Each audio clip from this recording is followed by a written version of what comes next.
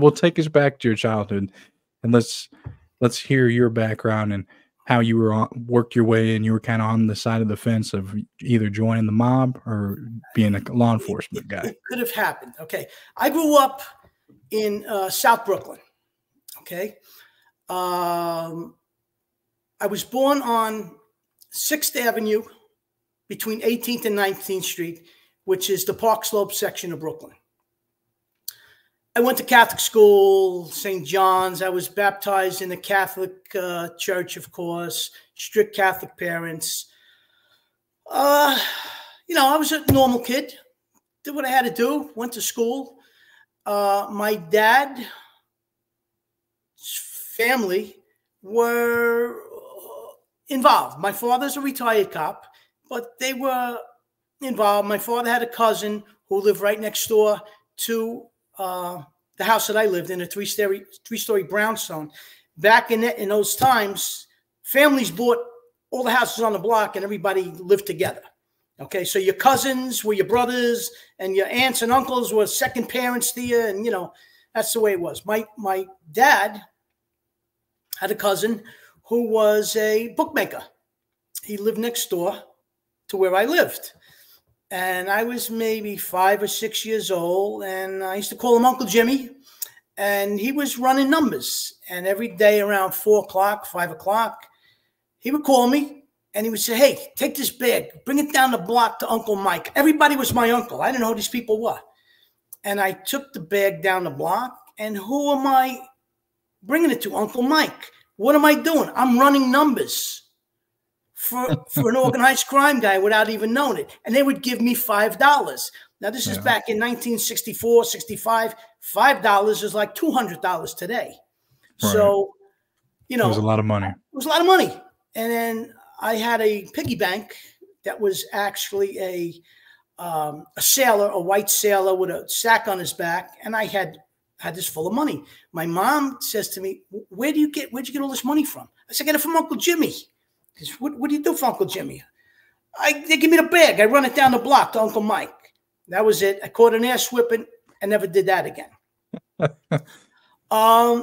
This guy, the guy in the neighborhood that we grew up around was a gentleman by the name of Tato Marino. Tato Marino's real name was, I believe, Gaetano. Now, I lived at 344 19th Street. Tato Marino lived at 286 19th Street. So he was right down the block. But he was a great, great old guy. He took care of people in the neighborhood.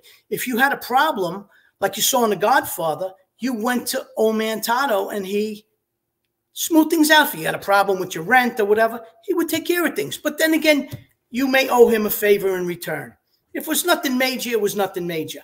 But he had a place on 5th Avenue and 20th Street called Dixie Tavern, where he conducted his court in the back. And on the side of the building, it said, where particular people dine. And everybody knew who it was. He had another place further into South Brooklyn. He was a boss, and it's unclear to me if he was a Genovese guy or a Lucchese guy. I think he leaned more towards Genovese. Now, underneath him, he had a guy, his main guy was a guy by the name of Johnny D. His real name was Johnny Demma. Johnny Demma was a big numbers guy. He was the bookie. He was the main gazane. And my cousin worked for him. My dad, growing up, had a true Sicilian godfather who was his godfather. My grandmother's sister was married to this guy named Tom Pagnotta. Tom Pagnotta was a Zip. He was a wise guy from Sicily, and he did a lot of time in jail. My dad and my grandfather used to go visit him. And the day he was released from jail upstate, my dad and my father took him directly to a Cadillac dealership, and he got himself a brand new Caddy right then and there. It was all prearranged for him. That's the kind of juice that this guy had.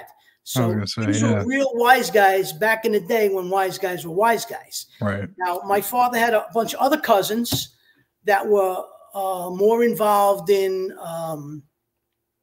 numbers and policy and sports betting. And you know, I knew these people, but I didn't know who they were. You know, I was just all around them. Everybody was my uncle, Uncle Frankie, Uncle this, Uncle that. What do I know? I was just a kid. Right. Now, from there, I moved to East New York, Brooklyn. East New York, Brooklyn is the area where Sal Polizzi came from. And we bounced around on the same streets with some of the same guys. I went to Catholic school. And while I'm in Catholic school, I always wonder why certain guys, hey, Johnny, where's your father? How come he don't come to the school meetings? How come he don't come to basketball games? He's at work. This guy was one of the heaviest banana racketeers ever. He was involved in porn. Hey, thanks for watching this clip. This clip came from one of my interviews I did in the past. Please hit subscribe if you want to get more clips like this. Also, if you want to watch the full interview, I'll put a link in the description. Or you can hit the button on the screen to watch the full interview.